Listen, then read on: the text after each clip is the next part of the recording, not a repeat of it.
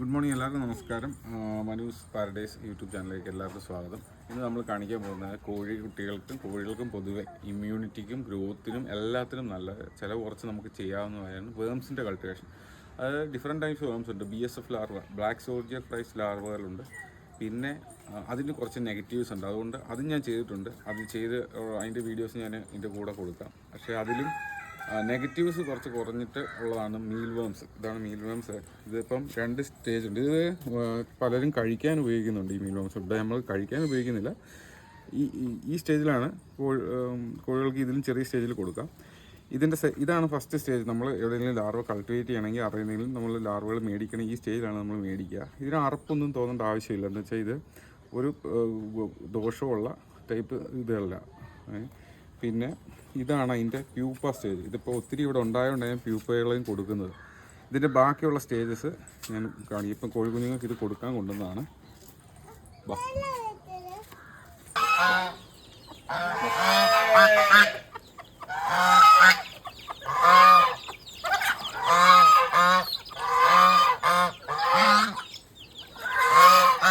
ഭയങ്കര ഇഷ്ടമാണിത്.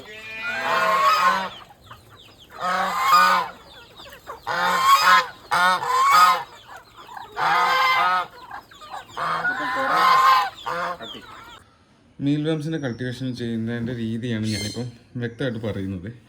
ഇത് കണ്ടു കഴിഞ്ഞാൽ എല്ലാവർക്കും തന്നെത്താൻ ചെയ്യാം. ഇത് ഒരു സിമ്പിളായിട്ടുള്ള കാര്യങ്ങളേ ഉള്ളൂ. ഇതുപോലൊരു പാത്രമോ അല്ലെങ്കിൽ ഏറ്റവും നല്ലത് അതുപോലത്തെ ഒരു ബേസിൻ.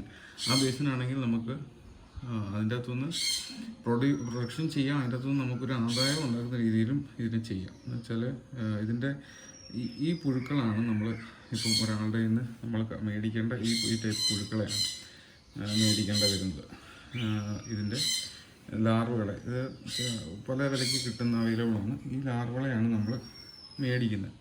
ഈ ലാർവകളെ നമ്മൾ മേടിച്ച് ഇതുപോലെ തവിടിൻ്റെ അകത്ത്, ഞാനിവിടെ ഗോതമ്പിൻ്റെ തവിടിൻ്റെ അകത്താണ് ഇടുന്നത്. തവിടിൻ്റെ അകത്ത് ഇട്ട് കഴിയുമ്പോൾ ഇതുപോലെ പ്യൂപ്പകളായിട്ട് മാറും. ആ പ്യൂപ്പ ഇങ്ങനെ അനങ്ങുന്ന കാണാം, കണ്ടോ? ഇതുപോലെ പ്യൂപ്പകളായിട്ട് മാറും.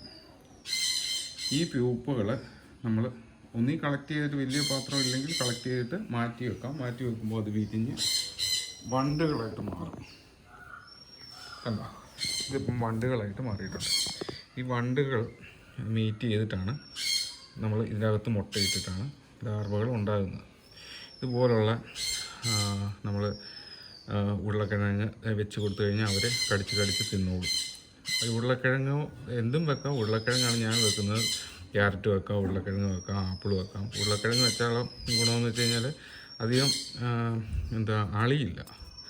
ഇതിപ്പോൾ ഇതിപ്പം കളയാൻ പരുവായി. ഇത് ഇങ്ങനെ ആയിക്കഴിയുമ്പോൾ പിന്നെ കഴിക്കില്ല, അവർ കളയണം. ഇതിപ്പോൾ ഇന്നലെ വെച്ച ഉരുളക്കിഴങ്ങാണ്. ഇതിങ്ങനെ അവർ കടിച്ച് തിന്നോളും. കണ്ടില്ലേ? ഇതിനകത്ത് മെയിനായിട്ട് ശ്രദ്ധിക്കേണ്ടത് വെള്ളം നനവ് വീഴാതെ ശ്രദ്ധിക്കുക. പിന്നെ ഉറുമ്പുകൾ വരാതെ ശ്രദ്ധിക്കുക. പിന്നെ പല്ലി പോലുള്ള കാര്യങ്ങൾ വരാതിരിക്കാൻ വേണ്ടി ഇതിനെ പൊണ്ടയ്ക്കൊരു നെറ്റിട്ട് ചെറിയ വല എന്തെങ്കിലും ഇട്ട് സൂക്ഷിക്കുക. ഇത്രയേ ഉള്ളൂ ഇതിൻ്റെ സംഭവം. ഇതിൽ നമ്മൾ മുട്ടയിട്ട് വിരിയുന്ന പുഴുക്കളെ കളക്ട് ചെയ്തിട്ട് കോഴികൾക്ക് കൊടുത്തു കഴിഞ്ഞാൽ നല്ല ഗ്രോത്തിന് ഏറ്റവും നല്ലതാണ്. ഇത് കഴിക്കുന്ന ആൾക്കാരുണ്ട് പുഴുക്കളെ. ഇവിടെ കഴിക്കാനായിട്ട് ഉപയോഗിക്കാറില്ല, പക്ഷെ കഴിക്കുന്ന ആൾക്കാരും ഉണ്ട്.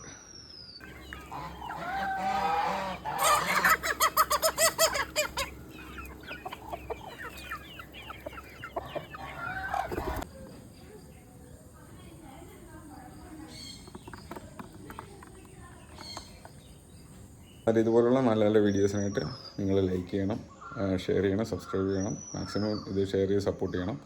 ഇനി പുതിയ വീഡിയോസായിട്ട് നമ്മുടെ ചാനലിൽ വരുന്നതായിരിക്കും.